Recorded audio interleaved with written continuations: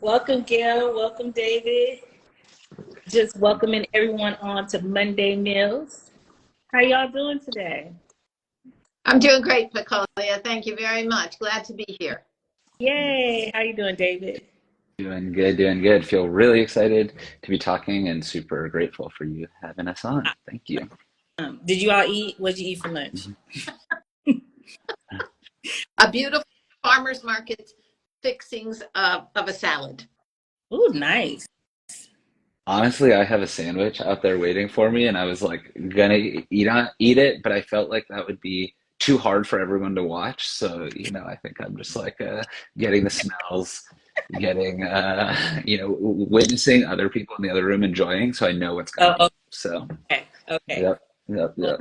lovely. I have not yet ordered lunch. We tend to be ripping and running these days. So much happening in our lovely county of Alameda and Oakland. But we're here today to talk about democracy dollars, which I'm so excited about the idea, the concept, the fact that voters passed it, and would love to also learn more about your organizations and what your organizations are working on. So why don't we go with you, Gail, and if you could introduce yourself and who the League of Women Voters is. Tell us what it's all about. Okay. You mean you don't all know? We just celebrated 100 years of our presence in Oakland, just about 10 days. And we have all the clippings. We dove into the archives, and it's a riot. Somebody pulled out something, I think it was from 1936, and this woman named Doris, I think, I might be wrong on that, was quoted in the local newspaper as saying that she had gotten bored with herself because when she went into the voting booth, she wasn't sure what to do. So she consulted the League of Women Voters and came back and reported to her friends saying, these women are serious. And so 100 years later, less for Dottie, but 100 years all told, we're still trying to be serious. Serious about voting rights, serious about registering voters, and providing information. So one of the things that people might know us for is that we are nonpartisan, and so we have a long history of running the forums for candidates, but we never take a position for or against any candidates. We do wear two hats, but they're more on the end of education, where we inform people about ballot measures. And then sometimes it's advocacy when we have positions that we've thought deeply about and we decide to actually get behind a ballot measure, like the one we're talking about today, democracy dollars. So that's probably enough for now. I'll filter in a little more information. LWVOakland.org. Awesome. Thank you so much, Gail, and congratulations to all the women across time who've made it possible for this amazing organization to do what it does. I know that I have followed the League for a long time and have counted on that nonpartisan analysis to really even activate my own political involvement. And so appreciate you giving us that history. So David, tell us a little bit about you. Tell us a little bit about Common Cause. Yep. First of all, so exciting about 100 years. That's like unbelievable. I always tell people that, Common Cause has been around for a really long time, and that is just, it pales in comparison to all the work that the League has been doing. But yeah, so Common Cause, we're a national organization, but we also have a state chapter here in California. And we're working all across California to really create a democracy that works for all of us. And so that spans so many different things. That includes voting rights, that includes language access, that includes redistricting. All of my work is about money in politics, so really trying to take out the huge influence of big money in politics. We also have stuff about AI, protecting our elections from AI. We have stuff, yeah, that's a big one now. We have stuff about media and democracy, making sure that we actually have the right types of news agencies, the right types of publications to actually be, pushing out what the communities need. And so with regards to money in politics, there, as we know in California, there are some of the richest people in the world. There's a lot of the richest people in the world who are right here. And so many of them know that a way to keep that money and to keep their power is to put a lot of money into politics. And so we are working really to make sure that communities have just as much power and just as much influence over elections, and more importantly, over the decisions that are made about so many of us. And so, we do that work in a lot of different ways, and are super proud to have been part of this coalition in Oakland to pass democracy dollars. And we're working on similar things across the state, where really we infuse these elections with a ton of community money. And so the community actually has an opportunity to compete and really win these races. And so that we can have community leaders and community and people who, are only accountable to the communities who got them there, leading our cities and leading everywhere all across the state. So that's Common Cause. I have been a part of the Risings family for a little while, worked at SF Rising, worked at Bay Rising. And so it's really so fun to be here. Yes, yes. Thanks so much. And I think what's so exciting about this is that we get to do a couple of things. One, we get to educate folks that there was a ballot measure in 2022 that was passed. Fair Elections Oakland is the name of the act. And part of that ballot measure is democracy dollars. Oakland Rising really believes in fair elections. We fundamentally think that that is the most important fight when it comes to thinking about how to improve our democracy, when it comes to improving the lives of Oakland Flatland residents. We know that we have a lot of policies that are needed to really improve the day-to-day reality for everyone, right? And when we look at the role of policy, we have policies that electeds can pass, right? They, put a resolution or ordinance together and they go through city council and they talk with the mayor and they come up with a policy and they pass it. That is a route that we really want to make sure everyone is able to participate in, right? But there's also coming to the voters and putting forth a ballot measure and saying, hey, voters, we believe this is a policy that needs your support to be passed so that it benefits us. And we did that in 2022. We put forth Measure W. It was passed by voters in the general election by over 73%, which is not a small number. That's a big number of registered voters who participated in the election process that said, yes, we want fair elections in Oakland. Yes, we want to make sure we change how money is being used in our political process, and we want more transparency. And so we have a sexy way of talking about fair elections, and we call that democracy dollars. So let's talk about why did Common Cause, why did Oakland Rising support this measure? Who wants to take it up? I'll give a little history. Yeah. I see a story today, but that's because the league's been around, right? So what I heard at our celebration, that one of the people we were honoring was part of establishing in Oakland limited public financing. And that was 20 years ago. What that means is that we support candidates who do not have connections to moneyed interests by giving them some public monies in their campaigns. Now, that was innovative at the time, 20 years ago, right? But about halfway, 3/4 of the way through that, the Public Ethics Commission, which was administering that program, wrote a long report saying this is inadequate. It's insufficient to counter the influence of money. And we like to use two statistics to describe the way in which it was not adequate. The first is that 50% of the money in Oakland in recent elections comes from outside the city. That's not what we want, right? We want people here living and voting here deciding these elections, and so we want it to be their money. The second thing, of the other 50% that does come from within Oakland boundaries, it comes from less than 3%, or 93% of it comes from less than 1, 2, or 3% of the residents. So clearly we don't have a vast buy-in. There wasn't a way for people to just get engaged in supporting their candidates. That's the genesis. That's the germ and the situation out of which grew our support for democracy dollars. And Oakland is lucky because we're number 2. in the sense of we were the number 2 in adopting it. That means we had the example of Seattle, which pioneered this program very successfully. And we knew that what it was likely to bring us was more participation across the board among members of the community who are very unlikely to give to candidates, but even unlikely to vote. And it would do that by giving them vouchers, which we call democracy dollars, that they could then donate to their candidates.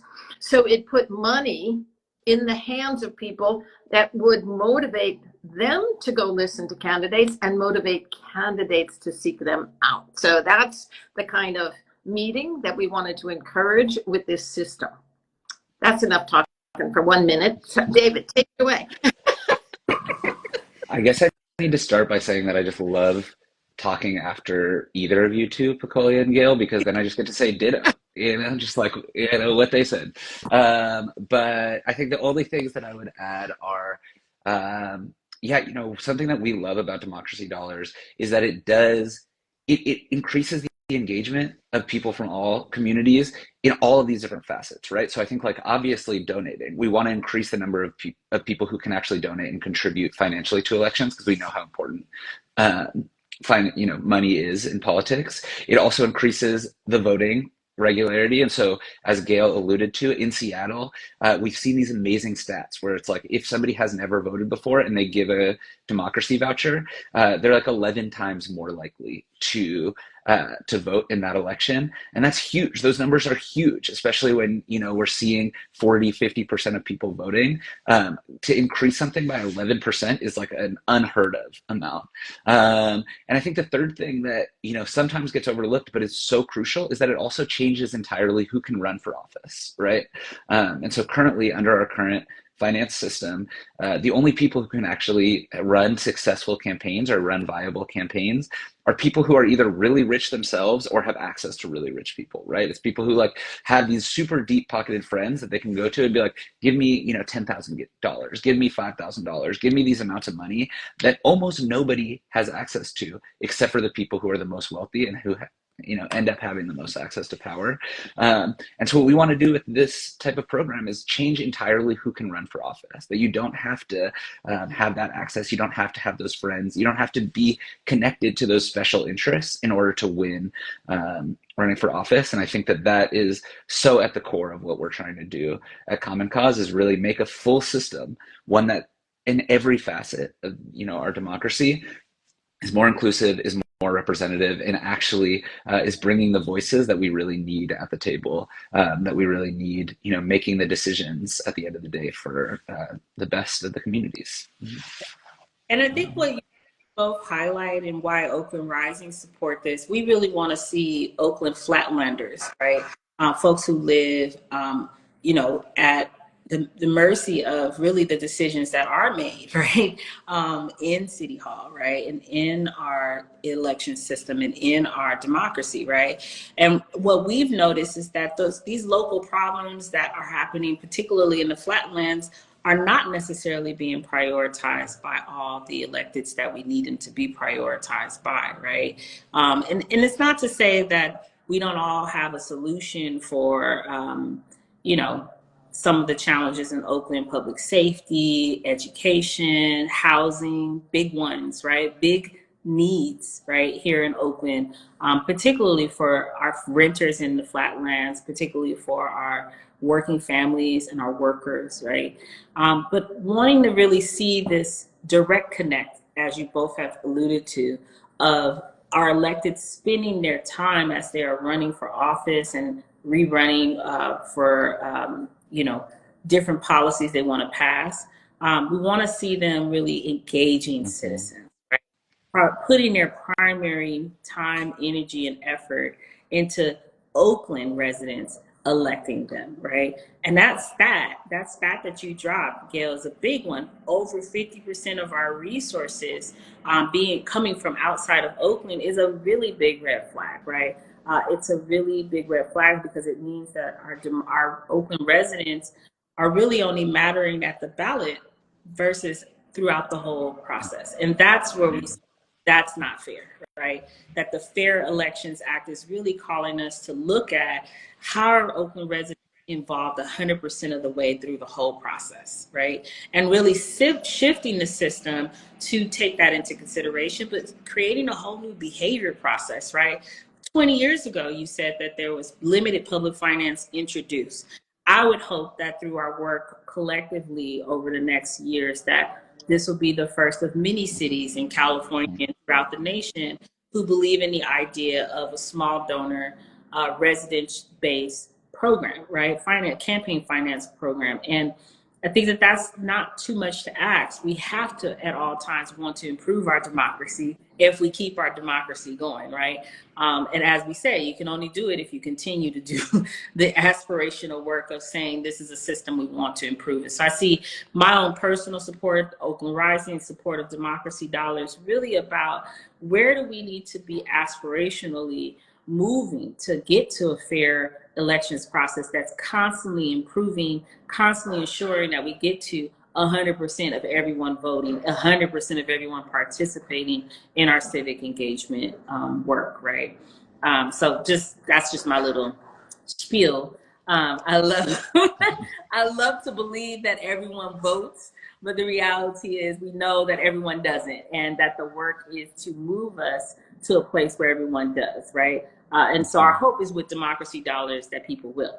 But we say Democracy Dollars, what the hell does that mean? What is it tangibly? Am I going to get a little Democracy Dollar in the mail? Tell me, David, like, what is the system supposed to look like? Yep. You are going to get some Democracy Dollars in your mail. The way this works is that every resident in Oakland, and this includes people who are voters, but it also includes people who are not voters, every permanent resident is going to get these 4 vouchers that are each worth $25. And so you get them in the mail. You can also turn them in online. You can turn them in, somebody can come to your door and you can turn them into them. You can send them into the city.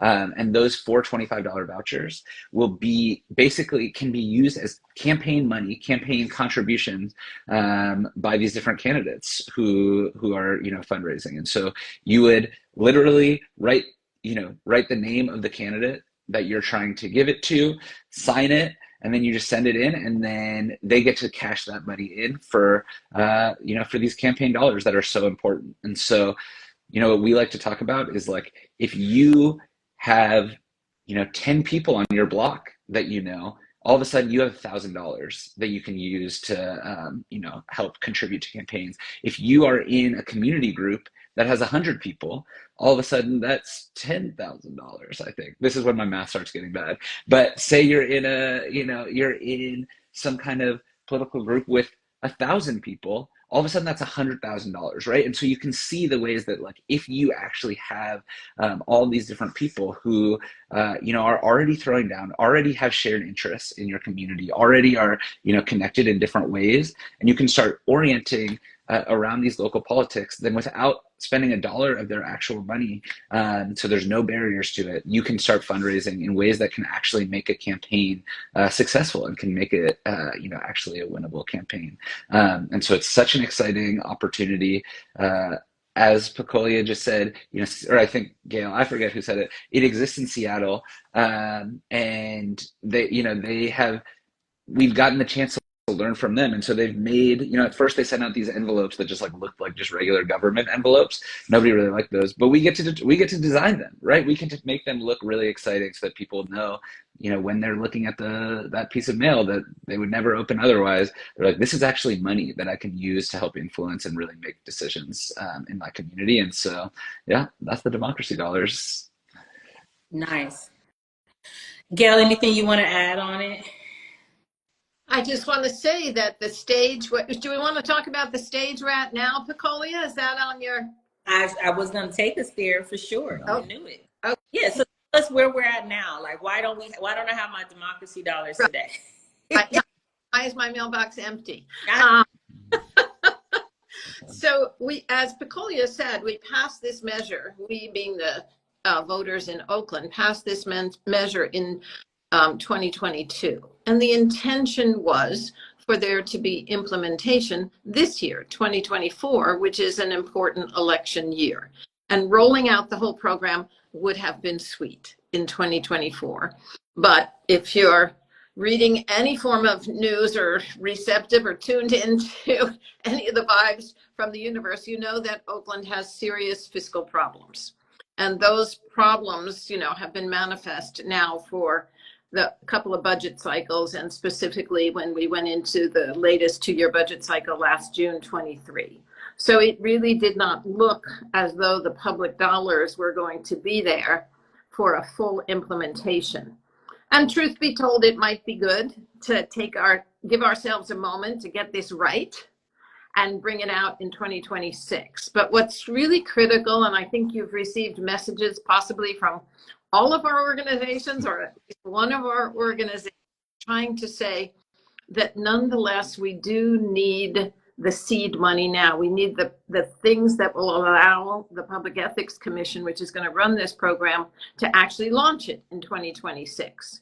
So that means we need money for a software contract, because where are these vouchers going to come from? We need money for designing the vouchers and processing them, either by mailing them in or possibly online, right? We need ways to access people and a lot of planning for outreach and education so people don't throw those envelopes away. So that's the stage we're at now. We are in the middle of the mid-cycle budget week in Oakland, and we as advocates for this measure are showing up.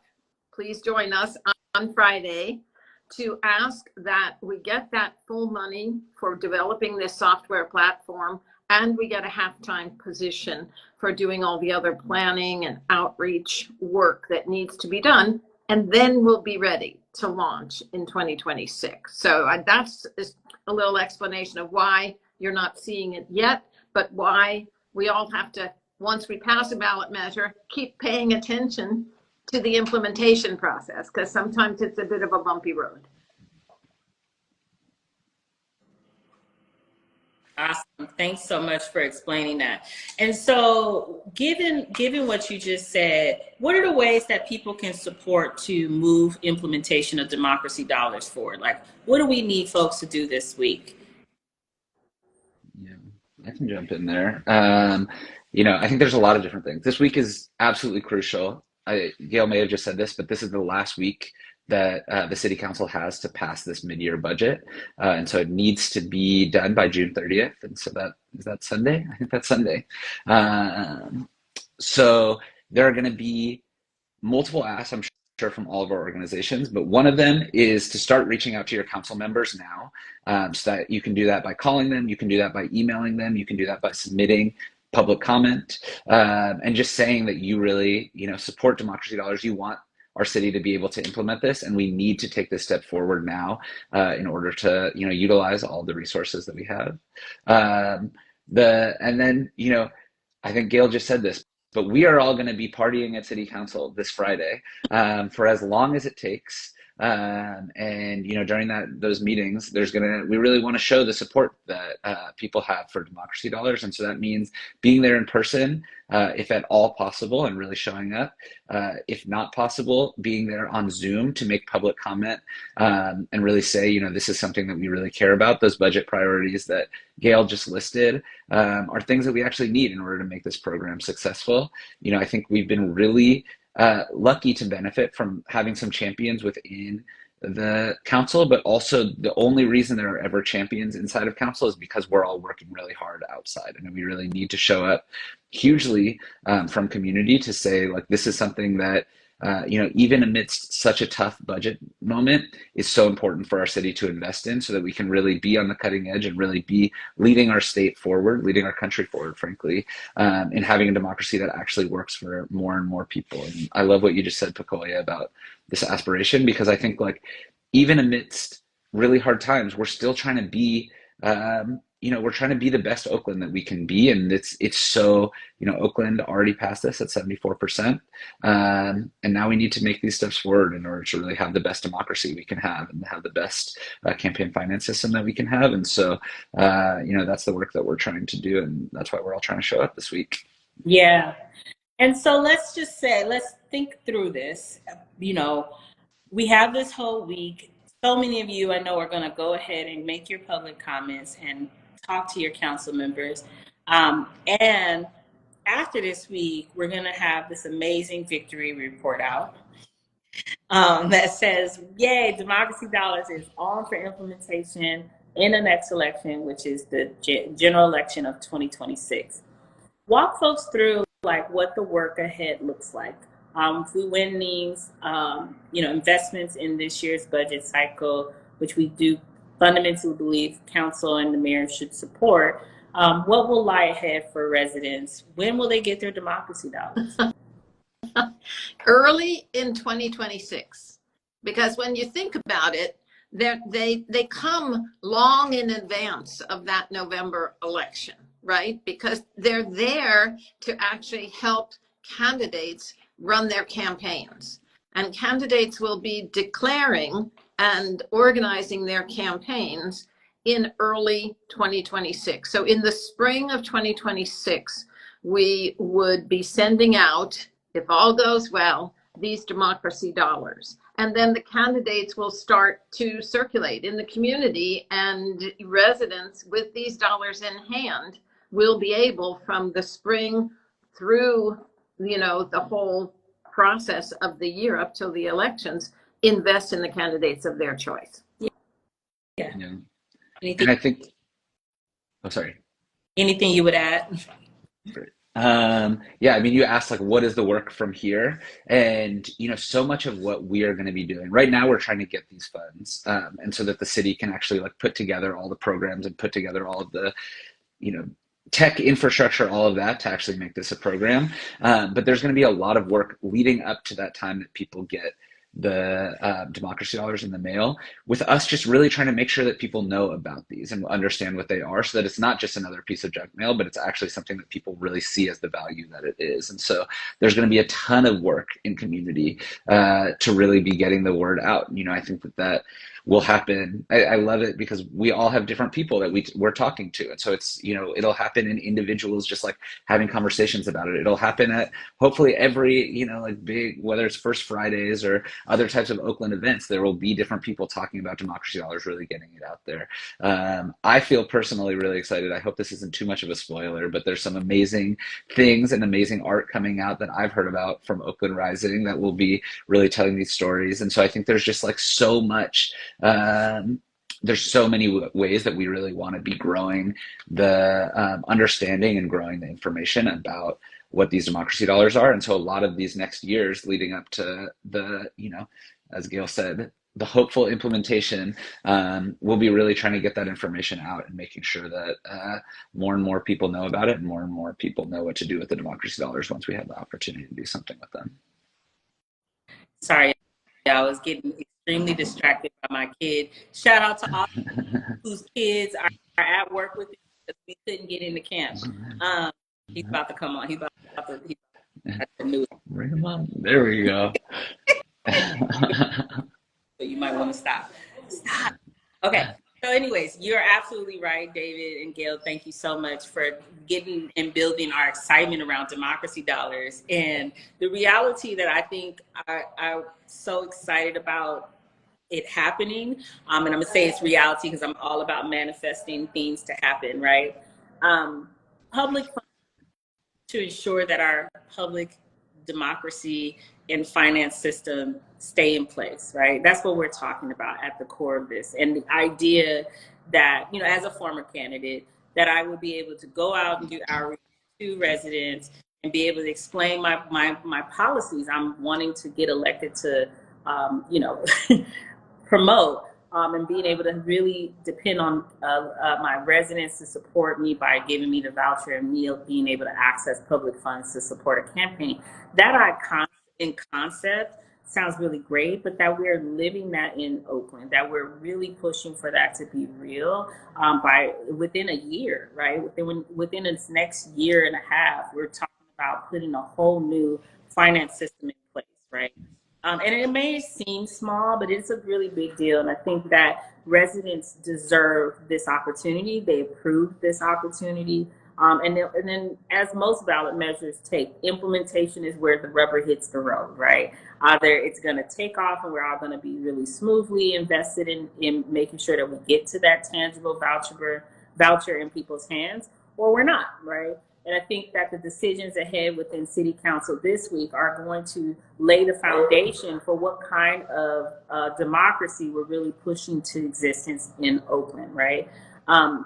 But with that said, I do hope that all that are watching this Monday Meals understand the excitement that we have to be able to get residents access to vouchers, to be able to get our future candidates the opportunity to have public funds for their campaigns.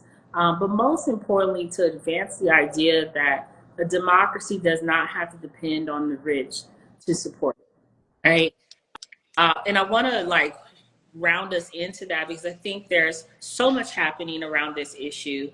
And we're not going to go into that issue, so don't everybody jump on the Monday Meals because they think we ain't. But I think that we are at this really strong crossroads in our national, state, and local democracy when it comes to the way money is influencing how it is administered.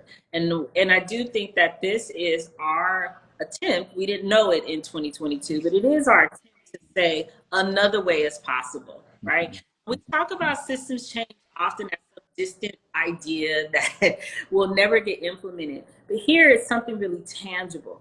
Do I get the voucher or not, right? And I think that that's really important for us as Oaklanders to pay attention to, as so much of our news is going around the fact that money in politics is really a real problem. But what I'm excited about is in 2026, when we go out to the community and folks are like, I don't know what this thing is that came in the mail, and we have these amazing zines that say an amazing website and these amazing folks out doing outreach. And folks are able to say, actually, I would have never thought about contributing or participating until you explain this to me. And I'm so excited I have this opportunity, that I voted for this. There are so many of us that voted for this, and then being able to actually see the tangible evidence of it. And so I just really sit in that centers me in this work, that centers my advocacy in this work. I think about all the people I've talked to as a candidate. I think about all the candidates that people have talked to as well. And being able to say, actually, I really want you to have access to public funds because you are running a good campaign. You're standing on a solid platform. Feels so amazing to be super close to achieving. I know a year feels so far away, but in reality, it's not. And so I just want to give so much prop to Oakland voters, to our community at large. You all passed this measure, and Oakland Rising, Common Cause, California, and League of Women Voters are doing our best to take that charge and really push this forward, because we believe that passing at over 73%, have to keep saying that because that's a big number. It's our charge of accountability to ensure that this ballot measure moves forward. But we do need you all to step up and to help us and to join us by being able to make those public comments, not just this week, but in future weeks, as we discuss whether, it is paper vouchers or if it is online vouchers, or if it's a white envelope, or if it's an envelope with the Oakland, symbols on it. I fundamentally can't wait till we get to if it is a paper. I have so many ideas. I don't know about y'all, but I'm ready to fight for the oak tree. It has to have the oak tree. There's some teams it has to have, right? Maybe a scraper. I don't know. Into it. We can have a whole Monday Meals discussion about the design in the future. But David's like here for that. Can't wait for that one. So, Monday Meals about the design of Democracy Dollar. But in all seriousness, I do hope that everyone gets excited about this. We often don't get a chance to come back and report out on a ballot measure that's been passed, and being able to tell you all the great work that's happening across all the City Hall, Special Commission, for really moving us all through this process. saying this is what needs to um, and to be happening at the time when there's just so much discontent with the money in politics and how money in politics is having a negative impact. Here in Oakland, we can say we're doing something about it. We can say we have approved this and we are going to move to the future, which is public funds for our candidates to run in our beautiful city. Any last thoughts?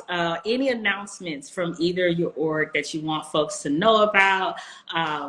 This is a great opportunity to lift up anything you want. I think I'm going to stick with democracy dollars and just underscore something you were saying, that we are at this pivotal moment. This is a sea change. Yeah.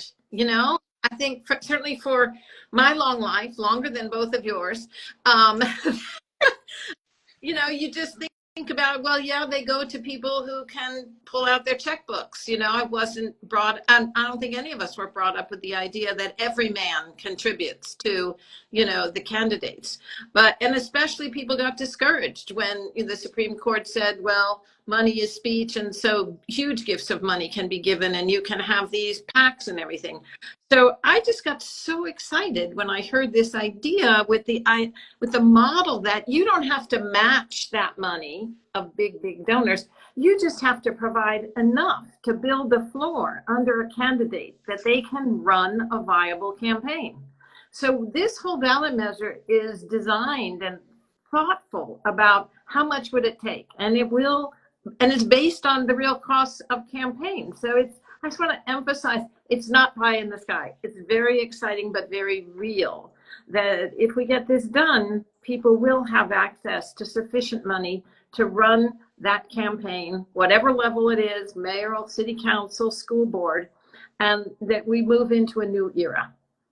Come with us. Yeah. Come to count on. Yes. Any other thoughts? I mean, I think I am somebody who gets a little frustrated when it comes to election time, and I'm just getting all of these mailers, just like mailers. I'll get like one a day from all these different people that I've never seen and I've never talked to and I've never actually connected with. And I think, what we've seen in Seattle with the success of this program is that the candidates that this works really well for are the ones who are actually out in community talking to people. And so it then starts creating more candidates that are actually out there in community starting to talk to people. And then it's like the voters, the donors actually start having real relationships, whether it's with the candidate or whether it's with the canvasser who came to their door and, was the volunteer who was like, I want to talk to you about this person, right? It's like we start building something that is actually a more engaged community and about all these decisions that end up mattering so much to us, and yet we have so little voiceover in this. And I think what Gail just said feels so real. It's like we almost grow up being like, this could never work, like this could never actually work. But then what we're trying to do is we're actually making an Oakland, well, I will say we grow up like that, but I grew up here in the Bay, and it's like we've been hearing about the Black Panther Party. We've been hearing about all these different movements in Oakland. To flip that on its head and actually say, no. All this stuff that feels like the norm is actually can be changed because we can be in power. And I think that is, this is just another step in the legacy of Oakland of saying exactly that we don't have to settle for what we have, and we don't have to settle for all these things being really messed up. Actually, we can build something that is working for all of us. And so proud to be one of the 74% of voters who voted for this, whatever, over 73%. So excited, as both of y'all have said, for when this is actually getting to the conversations of like, how can we maximize the number of people using it? How can we make sure it's coming from every community? All of those parts of it. There's a lot of work between now and then, but so excited for it, and so excited to have that Oakland be that aspirational one that we all believe in. So, yeah. Yay. Well, folks, I hope that you learned a lot about democracy dollars. There's so much more ahead, but we do need you again to advocate with us. This week is so critical in our city budget process. The city council and the mayor have until June 30th to pass the budget. The next council meeting is June 28th. We would love to see you all join in calling your council members, encouraging them to support the inclusion of the democracy dollars implementation in their budget. We're so close to moving this historical second city in the nation, not just in California, in the nation, to implement this very modern upgrade to our public finance system, right? Look how I made that. That was beautiful. I'm glad it's recorded. And again, Democracy Dollars is been passed by you, the voters of Oakland, by 73.9%. That's the actual percent, but I'm saying over 73% township. And we are implemented because we believe that Oaklanders deserve this. Not only do we deserve this, but we've earned this by being able to say that we are okay with being the ground zero for amazing upgrades to our fair democracy system, right? But in order for us to get there, we need you to take these steps. You can visit and learn all the information you want about Democracy Dollars by going to www.democracydollars.oakland.org. You can always come to Oakland Rising's website at www.oaklandrising.org as well. All the information, toolkits, and how you can make public comments and engage in the process are there.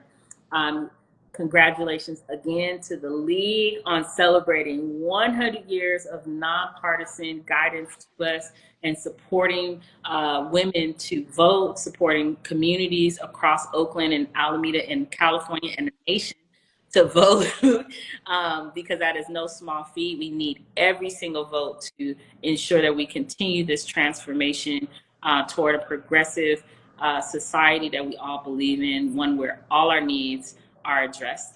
And shout out to Common Cause California for advancing so many amazing things to ensure fair democracy across California is a real thing, because we know there's so many ways that our voice can be dismissed, but so excited to see Common Cause helping us to ensure that that doesn't happen.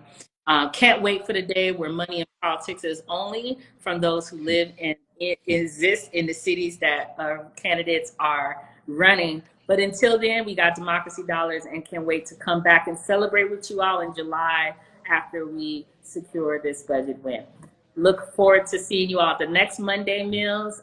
We will be introducing you all to our next executive director and having a whole conversation with her. Until then, have a great Monday, and hopefully you drink some water and stay cool because it's real hot in these streets.